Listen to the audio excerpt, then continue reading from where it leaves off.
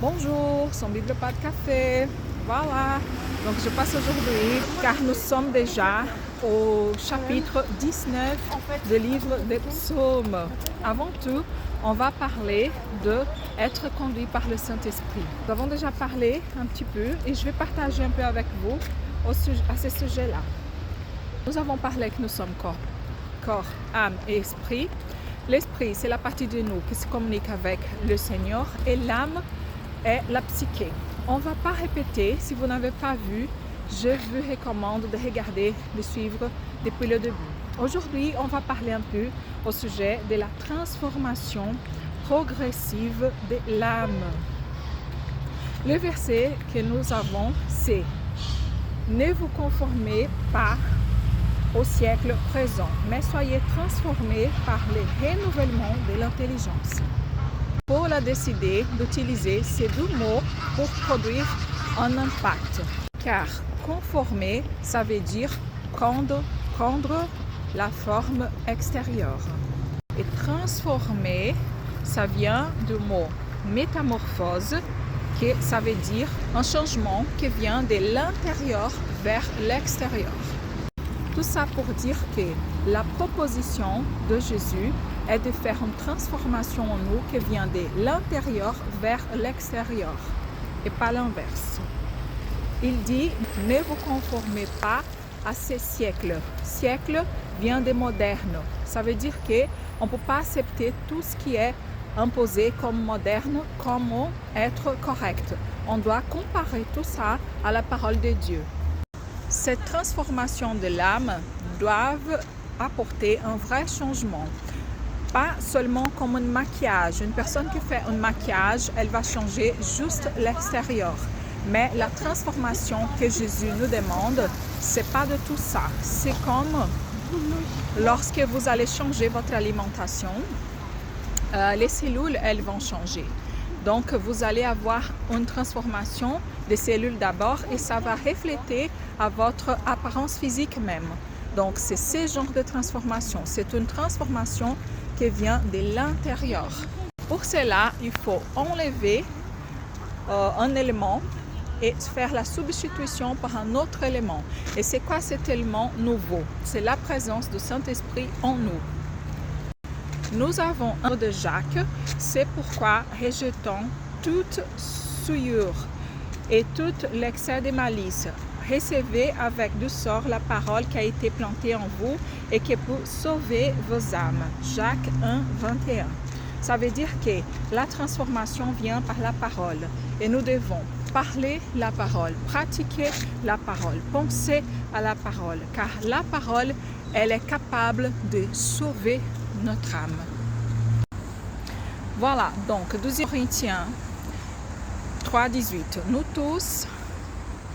tous qui le visage découvert contemplons comme dans un miroir la gloire du Seigneur. Nous sommes transformés en la même image de gloire en gloire comme par le Seigneur l'Esprit. La parole transformée apparaît 3 fois dans la Bible, 2 fois en parlant de la transformation par le renouvellement de l'intelligence. Une façon d'être transformé, c'est en passant par la parole de Dieu. Et la deuxième façon, c'est en contemplant le Seigneur, comme dans un miroir. Nous sommes là pour refléter la gloire de Dieu. C'est comme si nous sommes le miroir qui doit refléter la gloire de Dieu. Mais parfois, ça n'arrive pas. Pourquoi? Pour quelle raison? Parce qu'il faut dévoiler le miroir. Il faut enlever le voile. Pour que le miroir arrive à refléter l'image, il doit être dévoilé. Qu'est-ce que ça veut dire? Donc, ça veut dire que nous ne devons pas nous approcher de Dieu et nous relationner avec Dieu en passant par la loi. Parce que la loi, c'est le contraire de la grâce. La loi, c'est lorsque nous, on va être en relation avec Dieu et on va s'approcher de lui grâce à nos propres mérites. Mais nous, quand on s'approche de Dieu, c'est par la grâce, c'est par une faveur.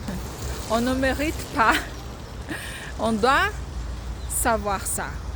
Mais nous, on va continuer à parler de ces sujets dans les prochaines vidéos. Maintenant, je vais vous montrer un prêcheur qui prêche sans dire une seule parole. On va penser, on va lire le psaume 19. Le cieux raconte la gloire de Dieu et l'étendue manifeste l'œuvre de ses mains.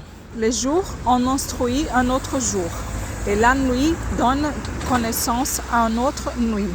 Ce n'est pas un langage, ce ne sont pas des paroles dont le son ne soit point entendu.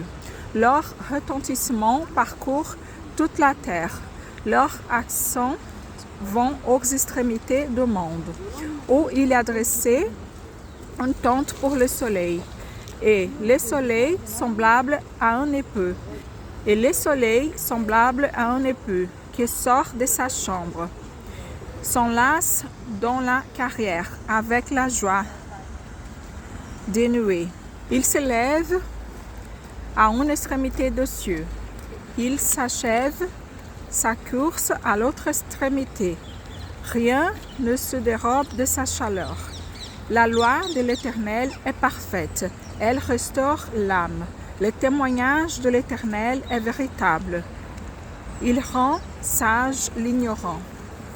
Les ordonnances de l'Éternel sont droites. Elles réjouissent le cœur. Les commandements de l'Éternel sont purs.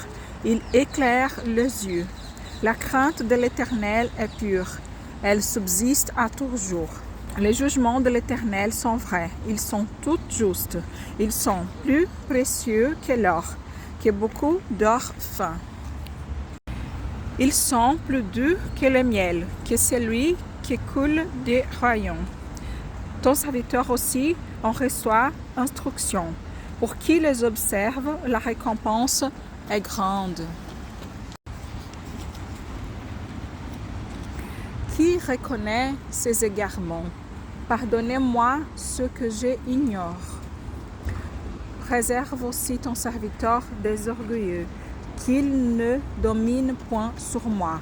Alors je serai intègre, innocent des grands péchés. Reçois favorablement les paroles de ma bouche et les sentiments de mon cœur, ô Éternel, mon rocher et mon libérateur. Voilà, aujourd'hui c'est ça, on va rester là. Je vous souhaite une belle journée et un bon café. Pour la nature, et vous?